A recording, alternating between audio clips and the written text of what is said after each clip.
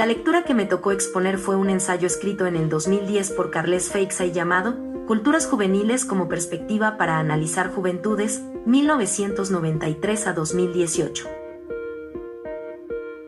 El Dr. Carles Feixay es un catedrático de Antropología Social de la Universidad de Lleida.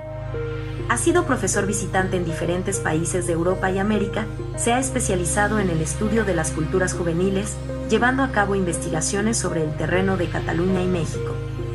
Ha sido asesor de políticas de juventud de Naciones Unidas y vicepresidente del Comité de Investigación Sociología de la Juventud de la Asociación Internacional de Sociología.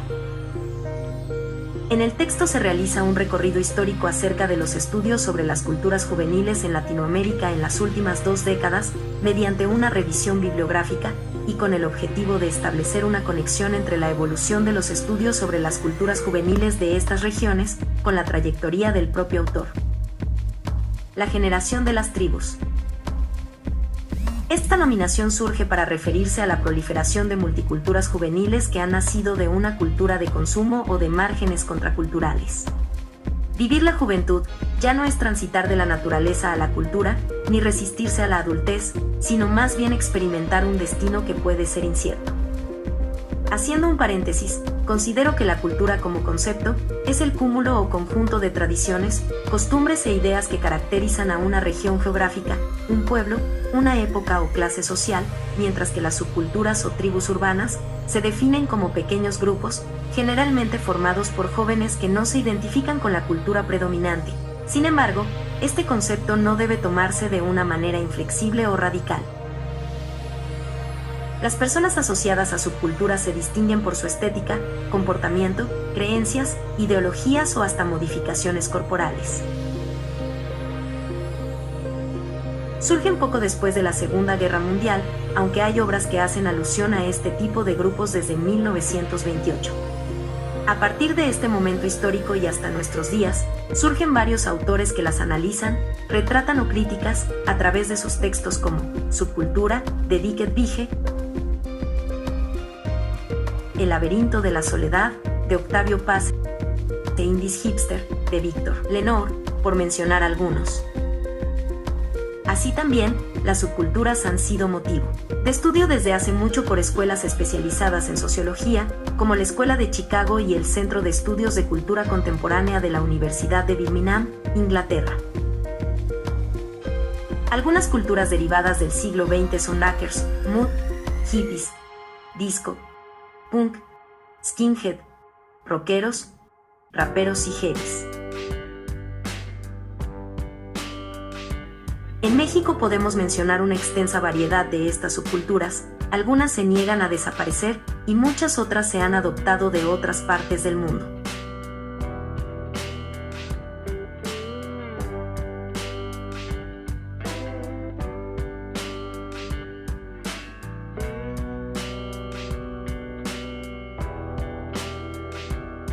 Siguiendo con el texto, en la década de los 60 las palabras claves que utilizan los jóvenes eran de confrontación, protesta, marginalidad y contracultura, mientras, en la década de los 70, serían las de paro, angustia, actitud defensiva, pragmatismo y supervivencia.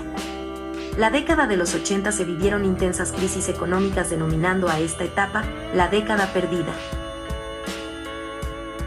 Las juventudes experimentaron una condición de marginación de su sistema político, económico y social y también por la capacidad de aglutinar y crear referentes comunes de resistencia, ya sea por la inserción de movimientos de base poblacional, alcanzando altos índices de consumo de drogas y alcohol, y en menor medida, pero con un ascenso progresivo, los que se situaron en la contracultura con movimientos metaleros y revolucionarios.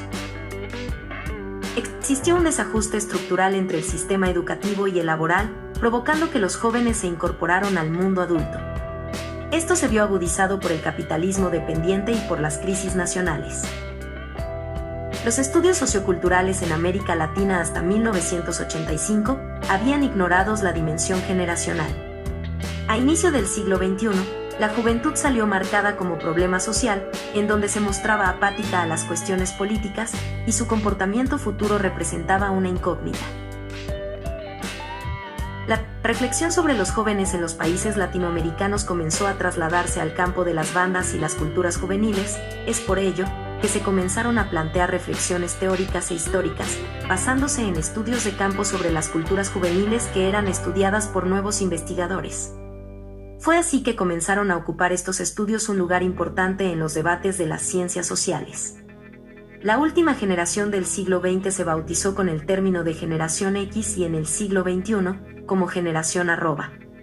Este último término expresa tres tendencias de cambio: el acceso universal a las nuevas tecnologías y de la comunicación, la erosión de las fronteras tradicionales entre los sexos y los géneros, y el proceso de globalización cultural que generó nuevas formas de exclusión social. A partir del 2011 comenzó a verse una generación indignada en la que se evidenciaron jóvenes conectados a través de las redes sociales, que reaccionaban de forma creativa y pacífica y otros de manera violenta. El autor se propuso considerar tres modelos de juventud alternativos: el de Tarzán o niño salvaje, el de Peter Pan o eterno adolescente, y el replicante o joven androide. El autor analiza la obra de Reguillo, la cual representa un parteaguas de los estudios sobre culturas juveniles.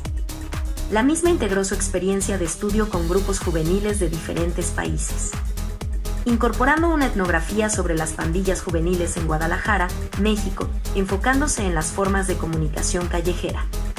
Organizó el trabajo en 5 etapas, como pensar la juventud, mapear la identidad, interpretar la biopolítica, orientar la etnografía de las culturas emergentes y repensar la ciudadanía de los jóvenes. En su estudio, Reguillo expone diferentes denominaciones de identidad que fueron definidas por los propios jóvenes a partir de un proceso de hibridación cultural. Aquí encontramos los punks, fusión del anarquismo y la posmodernidad; taggers, fusión de lo local y global; rastecas, fusión del rap y neoindigenismo; y DJs, versión mexicana de los disc jockeys, fusión de chamanismo y tecnología. Todos los casos buscan vínculos con la política, pero con un enfoque original, se alejan del término subcultura por el matiz occidental y jerárquico que tiene. Su libro es un buen ejemplo que sirve para estudiar un fenómeno visto a través de las distintas disciplinas, contribuye a un modelo teórico metodológico sobre cómo llevar un análisis sociocultural sobre este tema. Afirma que las identidades juveniles están globalizadas, pero al mismo tiempo, mantienen su historicidad y cultura. Proporcionan su postura metodológica la perspectiva interpretativa, hermenéutica que trascienden las posturas esencialistas. Es así que su libro describe la transición de la primera fase, denominada culturas sumergidas, de los estudios sobre cultura juveniles, a la segunda fase, culturas emergentes.